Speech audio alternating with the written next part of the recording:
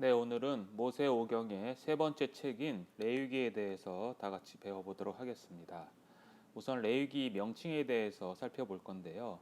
레위기 명칭은 히브리어로 보시면 와이크라라고 되어 있습니다. 이게 그 레위기의 첫 번째 구절인데요. 제가 지난 시간에도 말씀드렸지만 이 구약 성경, 특히 유대인들이 보는 타나크는 그 성경의 이름을 그 첫 번째 구절에서 따온다고 제가 말씀을 드렸습니다. 그래서 이 레위기는 와이크라, 뜻은 그리고 그가 부르신다라는 의미를 갖고 있습니다. 이 와이크라라는 히브리어가 헬라어로 번역된 이 70인역 성경에서는 레비티콘으로 이렇게 번역을 했습니다. 레비티콘이라는 의미는 레위인에 관한 것들이라는 의미를 갖고 있습니다. 사실 이 레위기는 제사에 관련된 이야기들이 많이 담고 있는 대로 바로 이 제사의 담당자들, 이 제사를 지내는 사람들이 바로 레위인, 제사장들이기 때문에 아마도 이런 이름을 붙인 것으로 생각됩니다. 그리고 우리 말 성경은 이제 레위기로 이렇게 번역이 되어 있는데요. 이 레위기는 실제적으로 모세 오경 중에서 사실은 가장 짧은 분량에 속합니다. 레위기는 총 27장으로 구성되어 있는데요. 절수로는 859절이 되어 있습니다. 그래서 이 모세 오경 중에서 가장 짧은 분량이지만 이 모세 오경 중에서의 위치를 보면 레위기는 세 번째 책인 것을 우리가 알 수 있죠. 창세기, 출애굽기, 그다음에 레위기죠. 그다음에 민수기, 신명기. 바로 이 가운데에 중앙에 위치한 그런 성경인데요. 유대인들이 이제 모세 오경을 정통 랍비들로부터 5살 때부터 이 모세 오경 토라를 배우는데요. 이 토라를 배울 때에 가장 먼저 배우는 성경이 첫 번째 나오는 창세기가 아니고요. 바로 이 세 번째 책인 레위기에 대해서 먼저 배웁니다. 자, 레위기의 주제는요. 첫 번째는요. 거룩입니다. 레위기 19장 2절에 보면 이렇게 말씀하고 있습니다. 너희는 거룩하라. 이는 나 여호와 너희 하나님이 거룩함이다 라고 이렇게 되어 있는데요. 이 동일한 구절이 레위기에는 총 13번이 기록하고 있습니다. 그래서 이 레위기의 주제는 바로 이 거룩이라는 것을 알 수 있는데요. 이 거룩이라는 원래 뜻은 히브리어로 카도시라고 이렇게 얘기를 하는데요. 이 거룩이라는 의미는요. 첫 번째 분리라는 의미를 갖고 있습니다. 그리고 두 번째는 완전성, 완전함을 갖고 있어요. 그래서 분리와 완전함이라는 이 두 가지 의미를 갖고 있는데요. 이 히브리어 카도시가 레이기에서 동사, 형용사, 명사로 한 150번 정도 이렇게 나옵니다. 그만큼 이 거룩이라는 주제가 이 레이기에서는 반복된다는 것을 알 수가 있습니다. 그래서 레이기의 주제는 거룩한 삶인데요.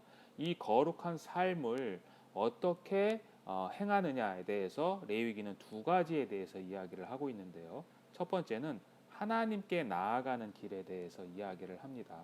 결국 이 말은 무슨 말이냐면 거룩하게 되기 위해서 거룩이 제가 방금 완전함이라고 말씀을 드렸잖아요. 그 거룩하게 되기 위해서는 완전하신 하나님 앞에 나아가기 위해서 어떻게 우리의 죄를 없애는가에 대한 부분을 전반부에 이야기하고 있습니다. 그래서 레위기서 1장에서 16장은 바로 하나님께 나아가는 방법, 다시 이야기하면 어떻게 죄를 없애는가에 대한 부분을 이야기를 하죠. 바로 희생 제사를 통해서 인간이 지은 죄 또는 불결함에 대해서 처리하는 방법에 대해서 이야기하고 있습니다.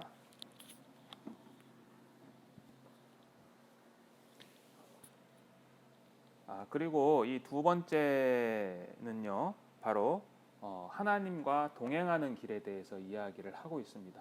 거룩하게 된 사람은 이제 하나님과 동행할 수 있죠. 그래서 이 레위기 17장 후반부죠. 17장부터 27장까지는 어떻게 거룩을 유지하는가에 대해서 집중적으로 우리에게 말씀하고 있습니다. 결국 이것은 구별, 우리가 희생 제사를 통해서 완전함, 죄에 대해서 완전함을 입었다라면 이제는 그 완전함을 어떻게 계속해서 분리시키면서 가느냐에 대한 부분을 이 레위기는 이야기하고 있습니다. 그래서 이 레위기에 대한 부분에 대해서 이 거룩의 등급이 매겨져 있는데요.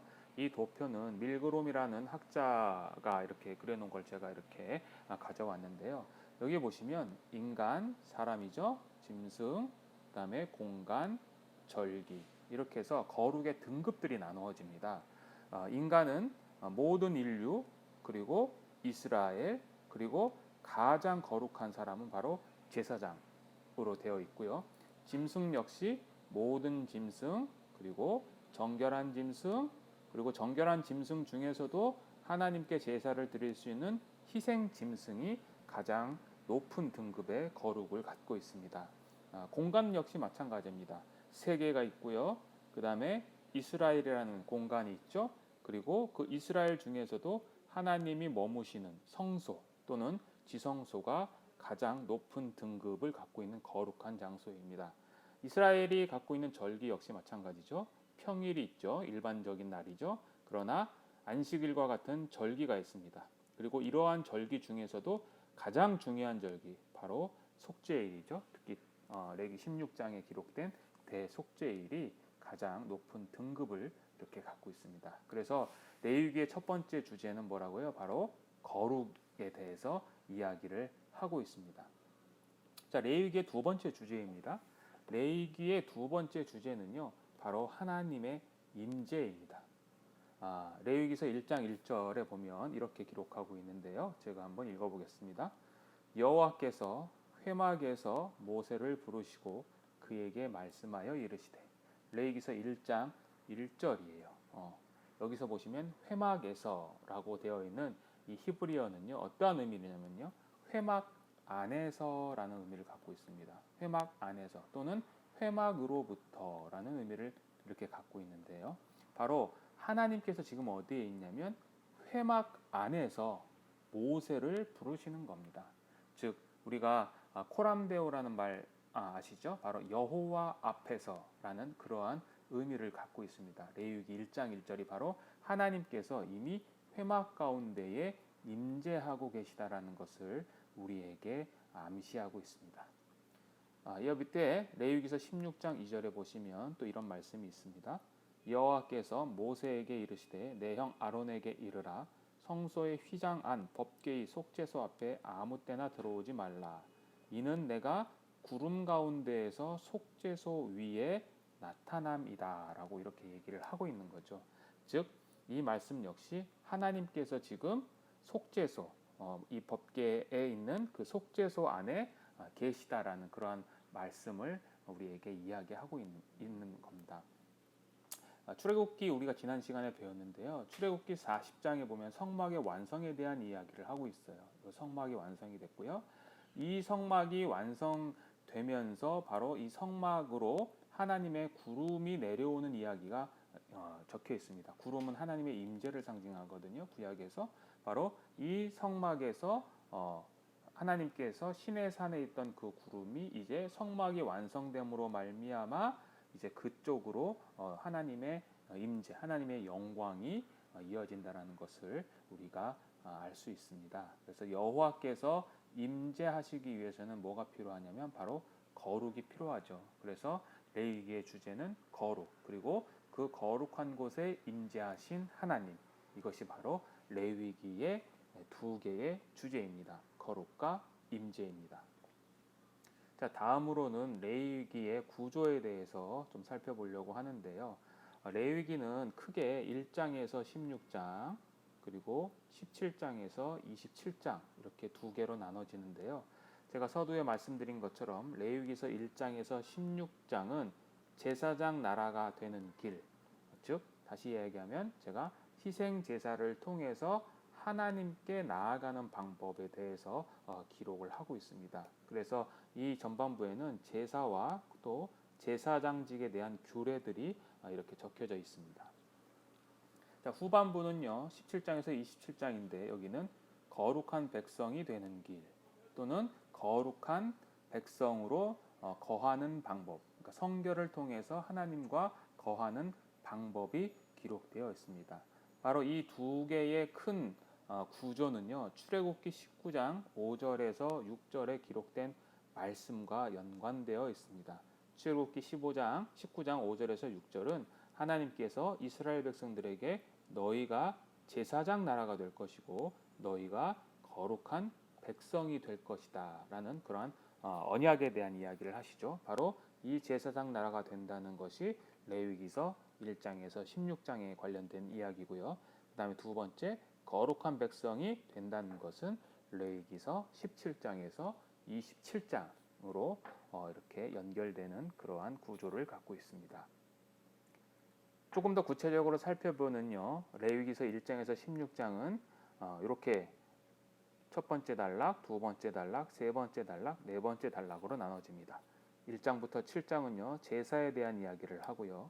8장에서 10장까지는 제사장 위임식과 제사의 시작에 대해서 이야기를 하고 있고요. 11장에서 15장은요. 백성들의 정결에 관한 규례를 이야기하고 있고 그리고 16장에는 대속죄일에 대해서 이야기를 하고 있습니다. 후반부인 17장에서 27장은 크게 두 단락으로 나눠져 있는데요. 첫 번째는 17장에서 26장에 기록된 성결과 관련된 법전들 그리고 마지막 27장에는 헌물에 대한 추가적인 규례에 대해서 이야기를 하고 있습니다. 그래서 이렇게 레위기의 구조는 첫 번째 1장부터 16장 제사와 제사장직에 대한 규례 그리고 후반부 17장에서 27장에 기록된 백성들의 일상생활에 대한 규례, 성결에 대한 규례를 나타내고 있습니다. 자, 이렇게 구조를 볼 수 있는데요. 또 하나는 또 다른 구조로도 볼 수 있는데 그것은 바로 대차 구조법으로 볼 수 있습니다. 여러분들이 우리는 잘 모르지만 이 유대인들은요, 이 구약 성경 또는 그 당시 문학을 보면은요, 이렇게 교차 구조라는 그런 형식을 가지고 문학을 작성하는 그러한 예들이 많이 있는데요. 특히 성경에는 이렇게 대차 구조로 된 내용들이 많이 있습니다. 레위기서도 바로 이 대차 구조의 교차 구조라고도 하는데요. 이 대차 구조법에 의해서 레위기서가 작성이 되어 있습니다. 여기 보시면 A와 A-는 대차, 교차를 갖고 있습니다. 그래서 예식법이 1장 7절에서 기록되어 있어요. 1장에서 7장까지. 그리고 마찬가지로 그에 상응하는 예식법이 다시 마지막 부분인 23장에서 25장에 기록되어 있고요. 그 다음에 두 번째 8장에서 10장까지 제사장직에 관한 역사가 기록되어 있으면 그와 상응하는 B-에는요. 제사장직에 관한 법이 27장에서 22장에 기록되어 있습니다. 그리고 세 번째는 개인적 차원의 부정에 관한 법이 11장에서 15장에 기록되어 있고 또 그에 상응하는 C-에는 동일하게 또 개인적 차원의 이번에는 도덕에 관한 법이 이렇게 기록되어 있습니다. 그리고 가장 중간에 레위기서 16장에 기록된 대속죄일이 기록되어 있습니다. 그래서 이 교차 구조에서 이 작가가 저자죠. 이 저자가 가장 말하고자 하는 그 핵심 내용은 어디에 기록되냐면 항상 이 중간에 기록되어 있거든요. 그래서 레위기서의 가장 중간에는 대속죄일이 기록되어 있다는 것은 이 레위기서의 구조 중에서도 가장 중심이 어떤 이야기냐? 모세는 바로 이 대속죄일이라고 우리들에게 이야기하는 겁니다. 제가 서두에 모세오경도 대차구조법으로 보면 그 중심에 레위기가 있죠. 세 번째 책. 그리고 그 레위기의 중심은 대속죄일이죠. 결국 이것은 다시 이야기하면 모세오경의 가장 핵심적인 이야기는 뭐냐? 바로 속죄에 대한 이야기다라고 우리에게 이야기하고 있는 것입니다. 자, 구조는 이렇게 저희들이 살펴봤고요. 이제 레위기서의 공간적인 배경에 대해서 보겠습니다. 첫 번째, 이 공간적인 배경은 시내산입니다. 레위기서 27장 34절에 보시면 이것은 여호와께서 시내산에서 이스라엘 자손을 위하여 모세에게 명령하신 계명이다라고 이야기를 하고 있습니다. 그러니까 우리가 모세오경을 보시면 출애굽한 이후에 이스라엘 백성들의 홍해를 건너서 이제 가나안 땅을 가는 여정으로 되어 있는데요. 이 가나안 가기 전에 40년 동안 정확하게는 38년인데요. 38년 동안 광야에서 있습니다. 그리고 이 광야 중에서도 바로 지금 이 레위기서의 배경은 어디냐? 시내산으로 이렇게 되어 있습니다. 시간적인 배경은 언제냐면요.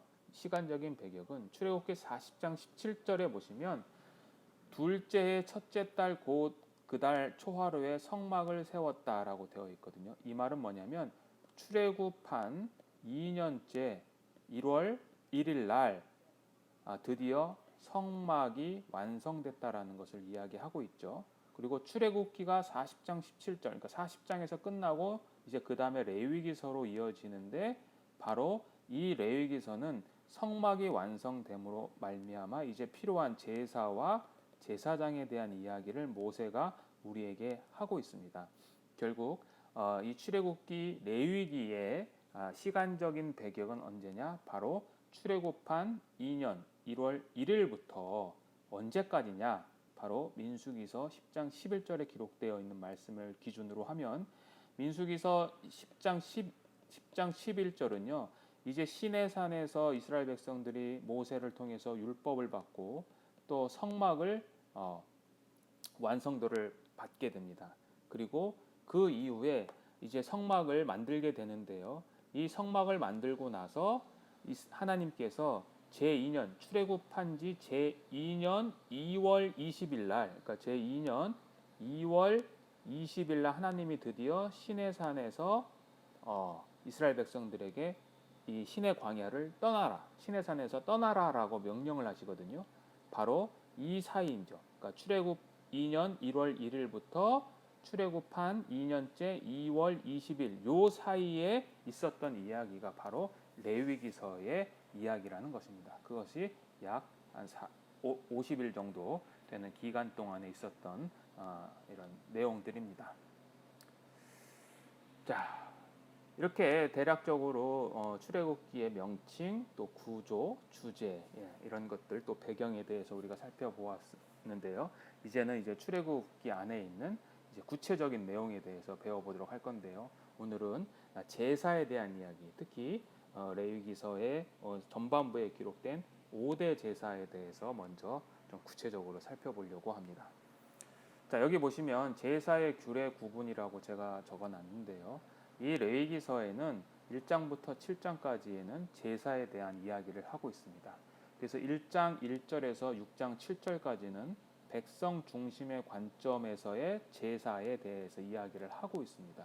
그래서 1장 1절에서 2절에 보시면 이렇게 되어 있어요. 여호와께서 그에게 말씀하여 이르시되 이스라엘 자손에게 말하여 이르라. 이렇게 하면서 그 다음에 번제에 대해서, 소제에 대해서, 화목제, 속제제, 속건제에 대해서 쭉 이렇게 설명을 합니다.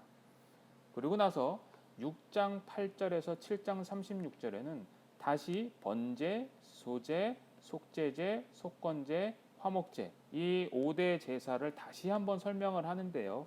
이때 설명할 때는 백성 중심이 아니고요. 이때는 하나님께서 아론과 그의 자손, 그러니까 아론이면 누구예요? 대제사장이죠. 그러니까 대제사장과 레위 족속 제사장들에게 이 5가지의 5대 제사에 대해서 다시 한번 이야기하는 겁니다. 결국 6장 8절에서 7장 36절은 동일한 5대 제사에 대해서 이야기를 하고 있지만 이때의 관점은 바로 제사장의 중심으로서 제사장 중심의 관점으로 다시 한번 이 5대 제사에 대해서 설명을 하고 있다는 것을 우리가 알 수 있습니다. 그래서 우리가 사실 레위기를 읽을 때 굉장히 복잡하고 또 때로는 같은 이야기가 이렇게 반복되는 것 같은데요. 5대 제사는 바로 이러한 관점으로 백성 중심 관점으로 그리고 후반은 제사장 중심 관점으로 기록되어 있다는 것을 우리가 염두에 두고 읽으시면 도움이 되실 것 같습니다. 자, 이제 5대 제사에 대해서 이제 살펴볼 건데요. 5대 제사는요, 번제, 그리고 소제, 화목제, 속제제, 속건제 이렇게 5가지의 제사가 있습니다. 5개의 제사가 레위기서에 기록되어 있는데요. 이것은 우리가 꼭 잘 알아두어야 하는 그러한 제사법입니다. 이 5대 제사는요, 이렇게 세 개의 제사와 이 속죄제와 속건제 이 두 개의 제사로 또 이렇게 나눌 수 있는데요. 이 번제, 소제, 화목제는요, 일반적인 제사입니다. 이것은 또 자원하는 제사예요. 그래서 이 성경 구절에 보면 1장 2절, 2장 1절, 3장 1절에 보시면 무엇을 드리려거든라고 해서 아무런 조건이 없습니다. 그러니까 어떤 제사자가 그냥 제사를 드리고 싶어서 그러니까 자원하는 마음으로 드리는 그러한 제사가 바로 번제, 소제, 화목제입니다. 그리고 속죄제와 속건제는요 특수 제사인데요. 이것은 의무적인 제사입니다.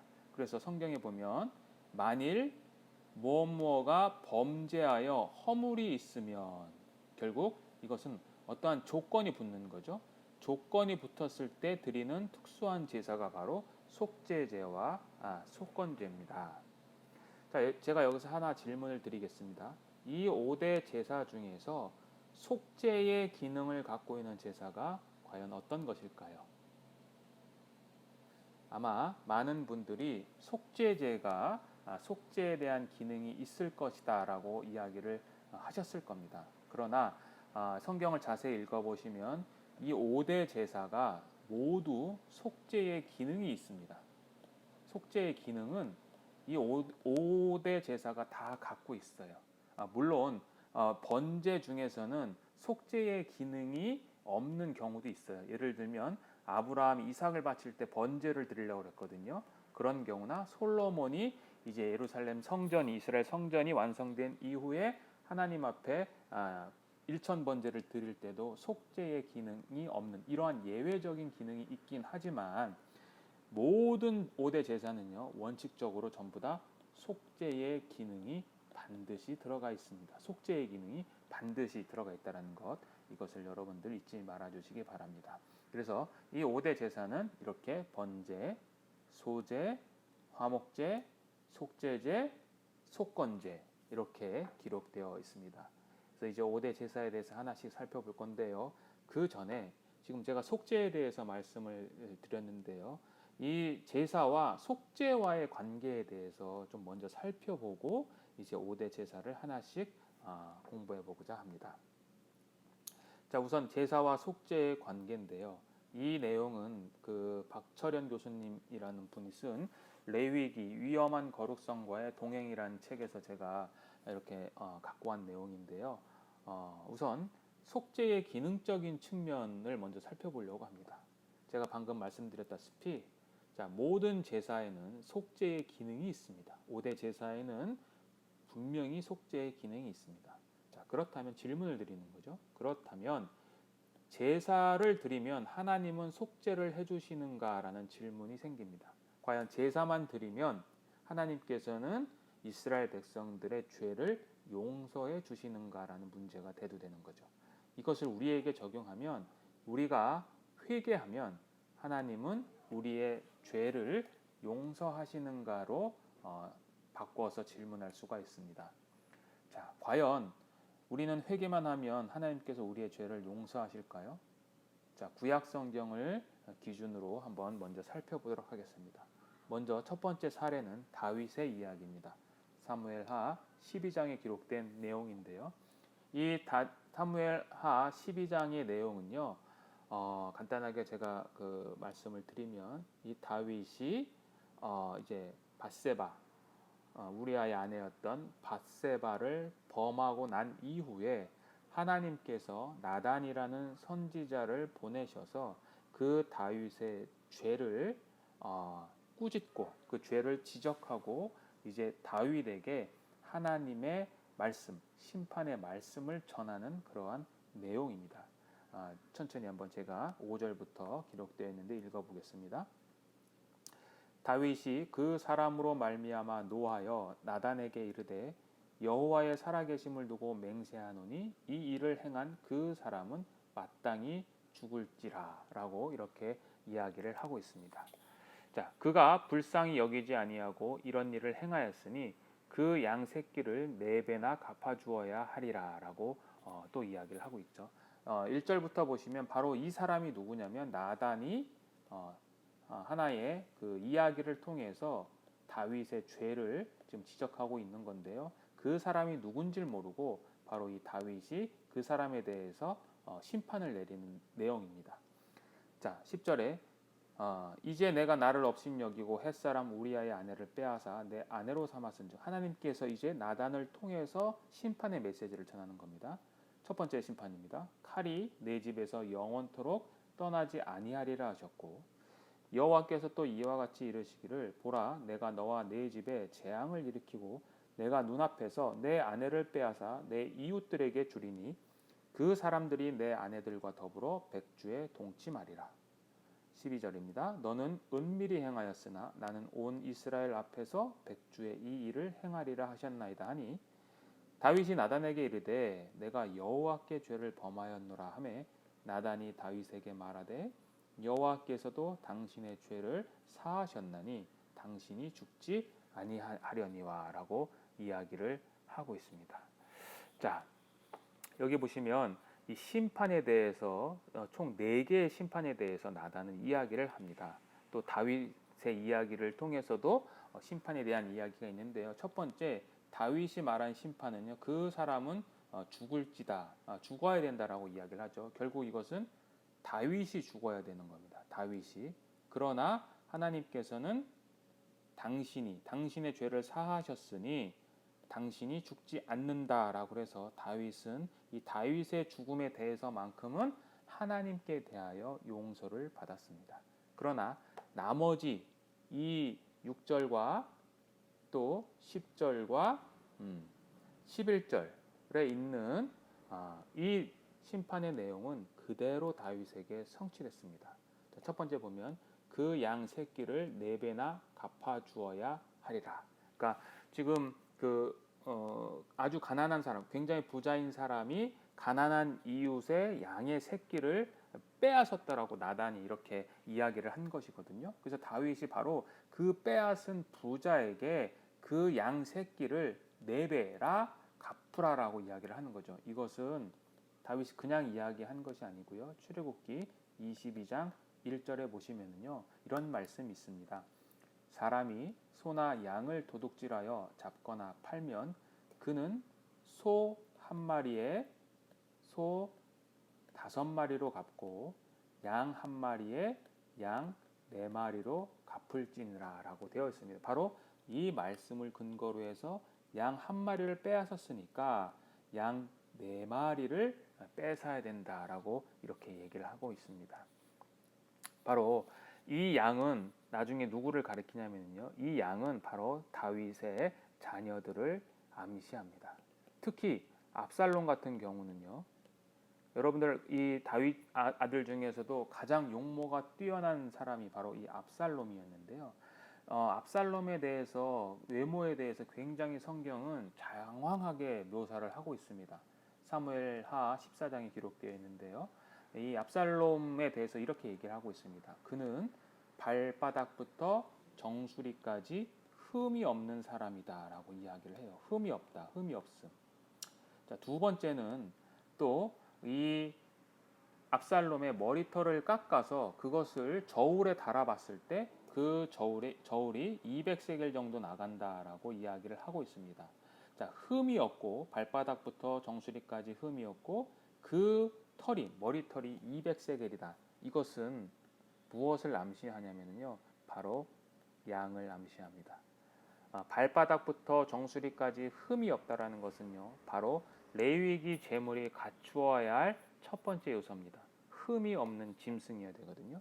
그리고 성경에서 털을 깎아서 저울에 다는 짐승은 이 당시에도 양밖에 없었습니다. 결국 이 양 1마리, 우리아가 죽었잖아요. 그 양 1마리 대신에 다윗의 아들 4명이 죽는 그러한 심판을 겪게 됩니다.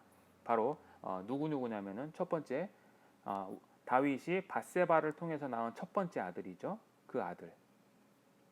그 다음에 두 번째 다윗의 장남이었던 암논이 압살롬에 의해서 이제 죽게 됩니다. 왜냐하면 이 암논이 그 압살롬의 누이 동생이었던 다말을 동침하는, 강제적으로 동침하는 그 사건 때문에 이 암논이 죽게 되죠. 압살롬이 죽이게 되는 거고요. 자, 세 번째는 방금 말씀드린 것처럼 이 압살롬이 나중에 다윗에 대해서 반역을 일으켰는데, 그 반역을 일으켰을 때 다윗의 군대 장관이었던 요압에 의해서 이 압살롬이 죽게 됩니다. 그리고 마지막으로 다윗의 네 번째 아들이었던 아도니아가 나중에 솔로몬, 그 다윗의 그 아내는 아니고요, 다윗의 여자였던 여인이었던 수넴 여자 아비삭을 다윗이 죽고 난 다음에 이 솔로몬에게 요구를 함으로 말미암아 솔로몬이 이제 나중에 이 아도니아를 죽이게 되는 그러한 사건이 있습니다.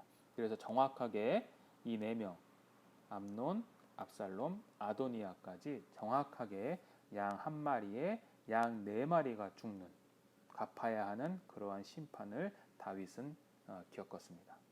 그리고 그 다음 심판은 집안의 환란입니다. 칼이 내 집에서 영원토록 떠나지 아니하겠다.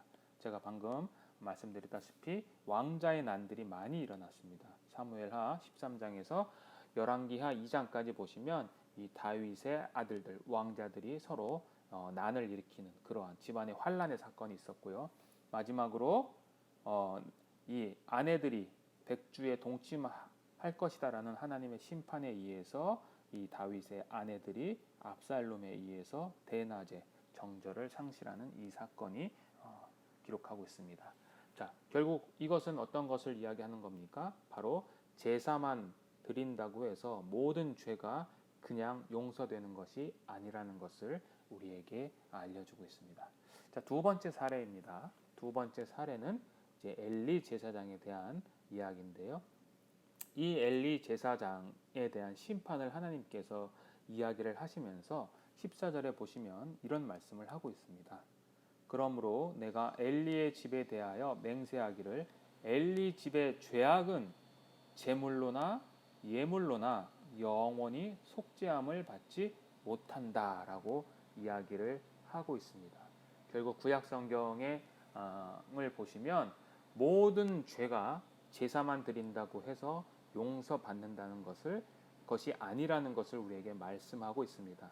결국 이것을 다시 이야기하면 오늘날 구원받은 성도라 할지라도 죄를 짓고 나서 회개를 하여도 어떤 죄는 용서함을 받지 못하고 그 죄에 대한 심판, 물론 지옥 가는 심판은 아닙니다. 그 회개에 대한 심판은 하나님께서 내리실 수도 있다라는 거죠. 그래서 결론은 뭐냐?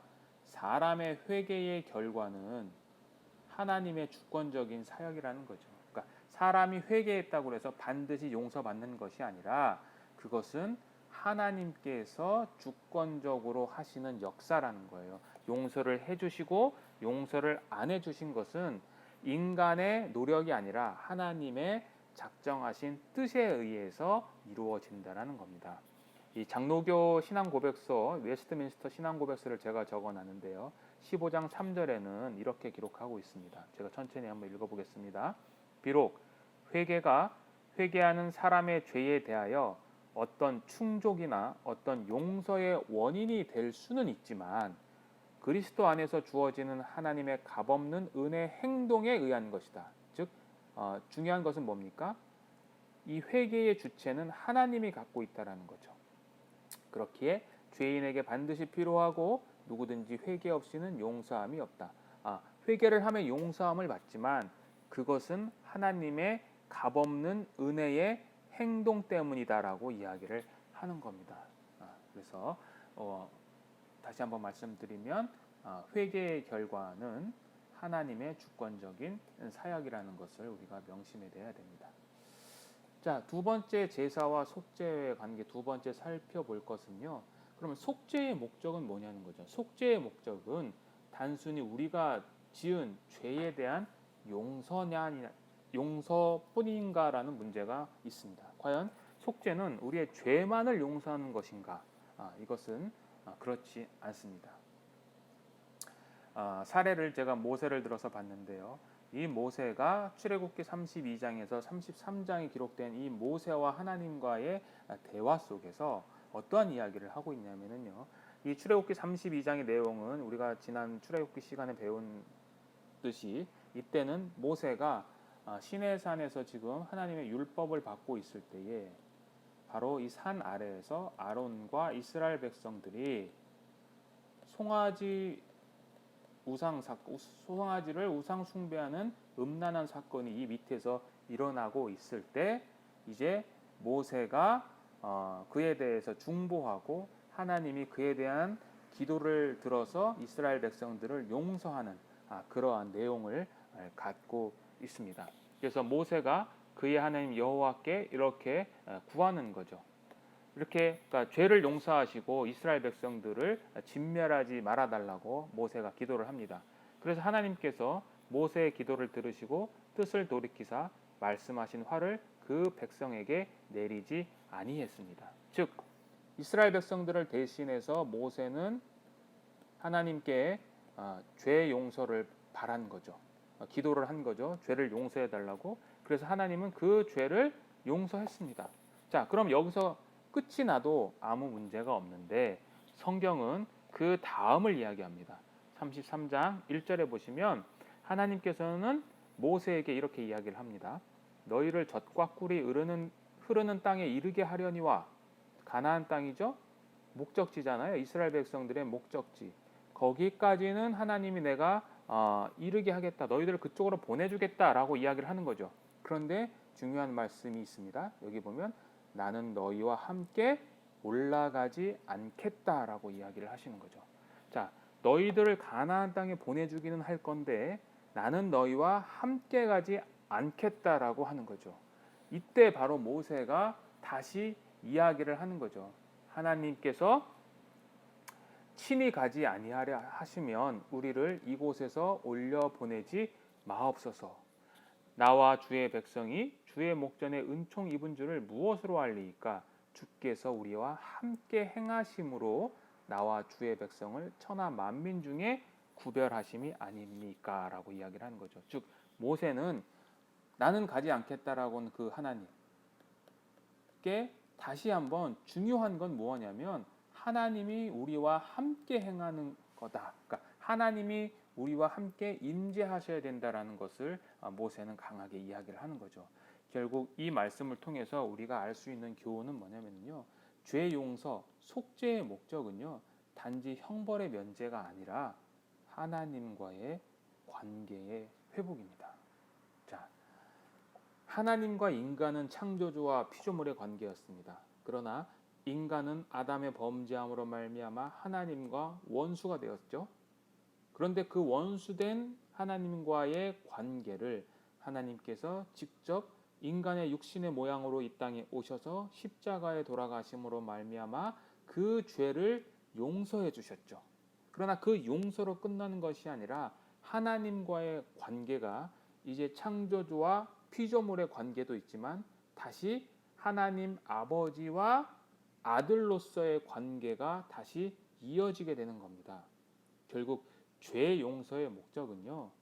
단순히 죄를 용서받았다라는 것이 아니라 하나님과 우리 또는 하나님과 나와의 관계가 회복되었다라는 것에 더욱 중심을 가지고 우리가 생각해 봐야 되는 겁니다. 우리가 예수 그리스도로 말미암아 영원한 용서, 영원한 죄 용서를 받았다는 것은 하나님과의 관계의 회복의 시작이고 그 관계의 회복은 언제까지 계속해서 지속되어야 되는 거냐면 우리가 하늘나라에 가서까지 계속해서 하나님과의 관계가 회복되어야 되는 거죠. 그래서 어떤 분은 이런 표현을 합니다. 지옥은 불구덩이가 있는 곳이 지옥이 아니라 하나님이 함께하지 않는 것 또는 하나님이 함께 동행하지 않는 그곳이 바로 지옥이다라고 이렇게 말씀하시는 분들도 있습니다. 그렇습니다. 우리에게 중요한 것은 하나님과의 동행 또 하나님과의 관계의 회복이 있다라고 우리가 생각해 볼 필요가 있습니다. 자, 이렇게 지금 제사에 대한 이야기를 쭉 하고 있는데요.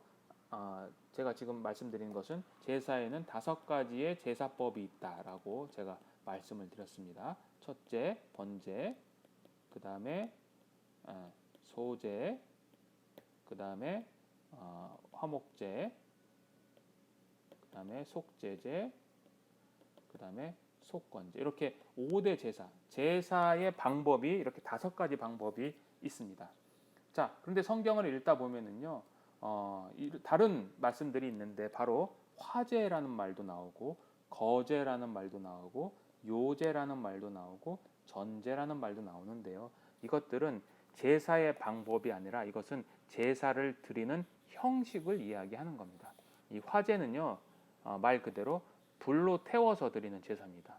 번제뿐만 아니라 불로 태워서 드리는 제사 형식을 화제라고 그러고요. 이 거제는요, 제물을 이렇게 여기 보시면 높이 들었죠. 그래서 제물을 높이 들어 드리는 제사를 바로 거제라고 합니다.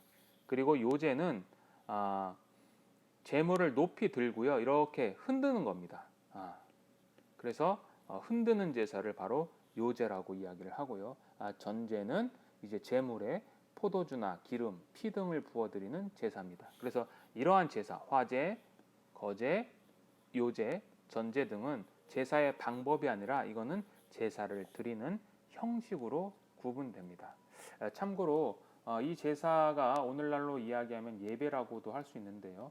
그런 의미라면 이 거제, 손을 높이 들어서 드리는 이 거제는 오늘날 예배 가운데, 특히 찬양 예배 가운데 손을 들거나 한 손을 들거나 두 손을 들어서 이렇게 드리는 이 예배의 모습은 바로 이 거제의 모습에서 온 것이라고 우리는 볼 수가 있습니다.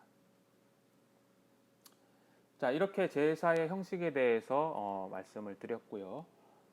이제는 5대 제사에 대해서 구체적으로 살펴볼 건데, 먼저 공통 상황에 대해서 먼저 살펴보려고 합니다.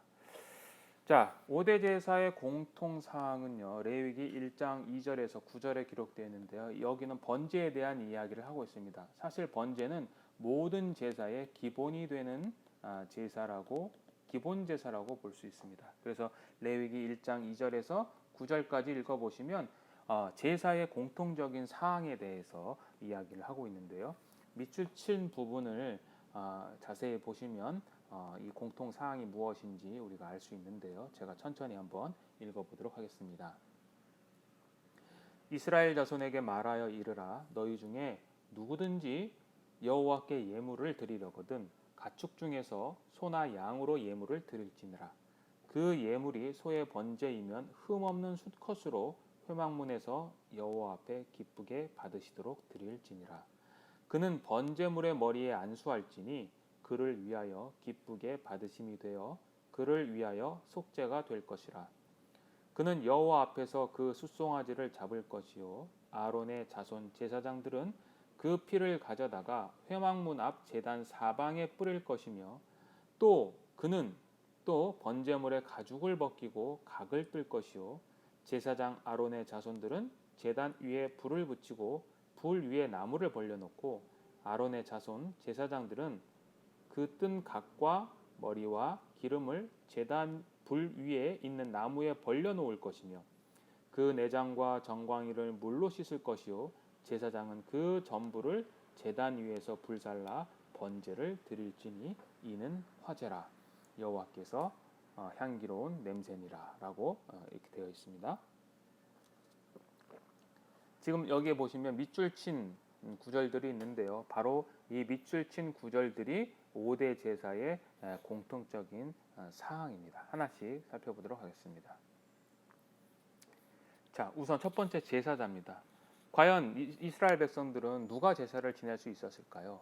성경에 보면 누구든지라고 되어 있습니다. 1장 2절에 보시면 누구든지.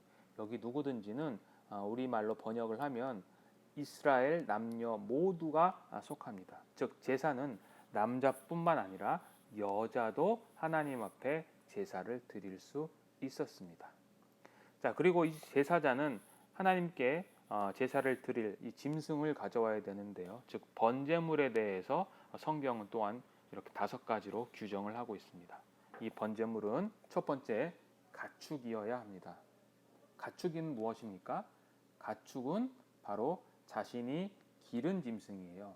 그러니까 들짐승이 아닌 거죠. 잡은 짐승이 아니라 자기가 애지중지 기른 것, 그리고 이 가축은 또한 흠이 없어야 됩니다. 그래서 조그만한 흠이라도 있으면 하나님께서 받으시는 제물이 될 수가 없습니다. 그리고 수컷을 선호합니다. 제가 지금 선호한다고 되어 있는데요. 왜냐하면 일부 제사는요, 암컷을 드리는 제사도 있습니다. 이제 나중에 이제 제사 더 구체적으로 배울 때 나오겠지만, 번제의 비둘기, 또 화목제의 소와 양과 염소는요, 암수 구분 없이 가능합니다. 그리고 속죄제에서도 평민이 드리는 속죄제가 기록되어 있거든요. 그 평민이 드릴 때에는 암염소와 어린 양, 암컷을 드리라고 되어 있어요. 이렇게 암컷이 사용되기도 하는데요. 대부분의 제사에서는 이제 수컷을 선호합니다. 그리고 번제물의 종류는요, 소나 양, 염소, 비둘기가 되어 있습니다. 우리 성경에는 송아지로 이렇게 번역이 되어 있는데요. 히브리어는 송아지가 아니라 소라고 보는 것이 맞습니다. 그리고 마지막으로 기름, 지방이죠. 이 지방은 반드시 하나님께 바칩니다. 그래서 이스라엘 백성들은요, 13상 이상이 되면 제사를 직접 드려야 되는데, 남녀 모두 그 제사를 드릴 때에 이러한 번제물의 조건을 가지고 하나님 앞에 제사를 드려야 됩니다. 자, 그러면 이 제사를 지낼 때 어떻게 역할이 분담이 되냐? 우리가 보통 생각할 때 제사는 제물만 이 제사자가 갖고 오면 나머지를 전부 다 제사장이 하는 걸로 우리가 오해할 수 있는데요. 그렇지 않습니다. 이 5대 제사를 자세히 읽어보시면, 특히 이 번제에 기록된 이 공통사항에 대해서 자세히 읽어보시면 대부분의 이 행위는요, 제사자가 직접 합니다. 즉 제사자가 준비하는 것은요, 일단 제물을 준비합니다. 자기가 기른 가축 중에서 흠이 없는 것을 이제 가지고 성막으로 옵니다. 그리고 두 번째, 그 짐승을 죽이는 것도 바로 이 제사자가 합니다. 자, 안수와 도사를 합니다. 안수는요, 두 가지의 의미가 있습니다. 안수는 짐승의 머리에 자신의 손을 얹는 행동을 갖고 있는데요. 이럴 때 이 안수는 단순히 손을 그냥 가만히 살포시 얹어 놓는 것이 아니라 히브리어 사마크인데요. 이 사마크는 단순히 손을 얹는 행동이 아니라 누른다라는 의미를 갖고 있어요. 그래서 어떤 안수는 히브리어가 단수로 되어 있어요. 한 손으로 안수하라. 그리고 레위기서 16장 같은 경우에는 두 손으로 안수하라고 이렇게 되어 있는데요. 어쨌든 이 안수의 의미는 두 가지예요. 첫 번째는 동일시입니다. 이 짐승과 제사자가 동일하다라는 이 동일시의 의미를 갖고 있고요. 두 번째는 전가, 죄에 대한 전가를 의미를 갖고 있습니다. 이렇게 안수를 한 다음에 그 제사자가 직접 이제 도사를 하게 됩니다. 그게 소든 또는 양이든 염소든 간에 이 자기가 기른 짐승을 직접 자신의 손으로 이제 죽여야 되는 거죠. 자, 그리고 이 죽은 짐승의 가죽을 벗기고 그 다음에 각을 뜨는 일도 누가 하냐? 바로 이 제사자가 합니다. 마지막으로 내장이나 정강이는 세척을 하라고 그랬는데요. 이 모든 것들을 전부 바로 제사자가 합니다. 결국 이 제사자는 제물 준비에서부터 안수하고 그 짐승을 죽이고 그 짐승의 가죽을 벗기고 각을 뜨고 세척하는 이 모든 일들은 누가 하냐? 바로 제사자, 예배자가 하는 겁니다. 자, 이것을 오늘날 우리들에게 적용을 하면 우리는 주일날 예배를 드리러 가죠. 예배를 드리러 갑니다. 근데 우리의 예배의 행태가 어떻게 되냐? 우리는 그냥 하나님의 목사님의 말씀을 듣고 그 말씀을 통해서 그냥 은혜 받았다 라는 것으로 끝날 때가 많이 있습니다. 그러나 이것은 진정한 예배의 모습이 아닙니다. 예배는 우리가 하나님 앞에 드리는 겁니다. 어떤 것을요? 우리의 삶 전체를. 그리고 그 예배는 날마다 드리는 예배고, 주일날 예배 드리는 것은 공동체로서 우리가 하나님 앞에 드리는 예배의 모습입니다. 자, 예배는 언제부터 시작되는 겁니까? 바로 제물을 준비할 때부터 예배가 시작되죠. 자, 흠이 없는 짐승을 찾아야 되잖아요. 내가 애지중지 길렀던 그 짐승을 준비할 때부터 예배가 시작되는 거라면 오늘날 우리가 주일날 드리는 예배는 어디부터 시작됩니까? 주일날만 본다면 바로 우리가 그 주일날 일어나는 아침부터 시작해서 예배는 이미 시작된 거죠. 자, 그리고 제사장은요, 이 제사자가 잡은 이 짐승에게서 나온 그 피를 성소 기구에 뿌리거나 바르고, 그 다음에 이 가죽을 벗기고 각을 뜬 이 짐승을 제사자가 갖고 오면 그 조각난 제물을 번제단 위에 올려놓고 태우는 일을 합니다. 마찬가지로 이 세척한 내장과 정강이를 제사자가 갖고 오면 그것을 단 위에 올려놓고 태웁니다. 결국 여기 보시면 대부분의 일은 제사자가 하지 제사장은 거의 일을 하지 않습니다. 그냥 피를 뿌리거나 바르고 또는 이 제물을 번제단 위에 올려놓는 것으로 이 제사는 끝을 맺게 되어 있습니다. 자, 다음 그림은 이제 제사에 대해서 제가 이제 본 건데요. 이렇게 제사를 합니다. 자, 첫 번째, 가축을 선별합니다. 특히 흠 없는 수컷을 이제 준비를 해가지고요. 제사자가 집에서부터 이제 끌고 옵니다. 성막까지. 그래서 이 성막 문으로 들어가가지고요. 번제단이 여기 있는데요. 지금 여기 그림상에 여기 있는데 이 번제단의 북쪽에 씁니다. 그리고 북쪽에 서서 이 제사자는 이제 안수를 합니다. 그 안수를 할 때도 그냥 하는 것이 아니라 북쪽에서 안수를 하고요. 서쪽을 보면서 안수하고 머리를 누르면서 안수하고 죄를 고백하면서 이제 안수를 합니다. 그리고 안수한 이후에 이 제사자는 이 제물을 죽입니다. 자, 여러분들 소를 죽인다고 한번 생각해 보세요. 소나 양이나 염소를 죽일 때 칼로 죽이겠죠? 이 칼로 죽일 때 여러분들 초보자가 이 짐승을 한 번에 죽일 수 있겠습니까? 그럴 수 없습니다. 물론 이 랍비들 또 제사장들은 이 소나 이 양이나 염소를 죽이는 방법까지 이렇게 기록되어 있는 미드라시나 이런 것들에 기록이 되어 있는데요. 경동맥을 정확하게 찔러야 됩니다. 그래서 한 번에 죽여야 되는데 보통은 그렇게 한 번에 죽일 수가 없죠.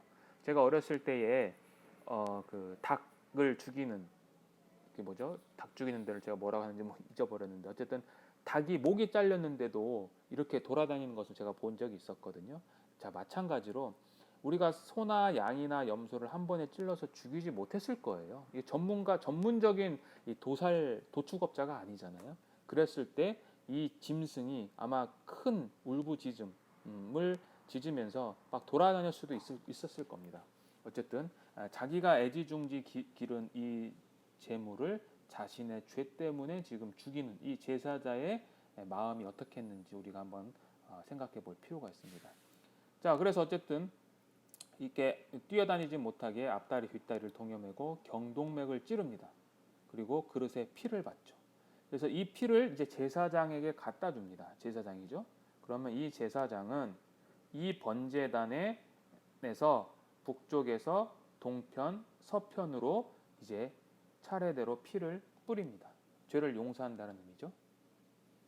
자, 그리고 나서 이제 다섯 번째는 이제 가죽을 벗기는데 뒷다리부터 이렇게 가죽을 벗긴다고 합니다. 가죽을 쭉 벗기죠. 자, 벗기고 나서 이제 제사자는 다시 이렇게 머리, 가슴, 우측 옆구리, 엉덩이, 네 개의 다리, 그다음에 앞다리, 위편, 뒷다리, 심장, 기관지 같은 것, 그다음에 내장을 전부 다 이렇게 각을 뜹니다. 자, 이것도 엄청난 노력이 있었겠죠. 자, 이렇게 다 뜬 것을 가지고 제사장은 이제 그 제물에 소금을 쳐서 차례대로 이 번제단에서 불태워서 이렇게 하나님께 제사를 드리면 하나님은 그 제사를 흠양하시고 기뻐하셨다라고 이제 성경은 기록하고 있습니다. 자, 이렇게 제사의 공통적인 사항에 대해서 우리가 살펴봤는데요. 시간이 좀 오래돼서 여기서 잠깐 끊고요. 잠시 후에 다시 이 5대 제사에 대해서 하나씩 살펴보도록 하겠습니다.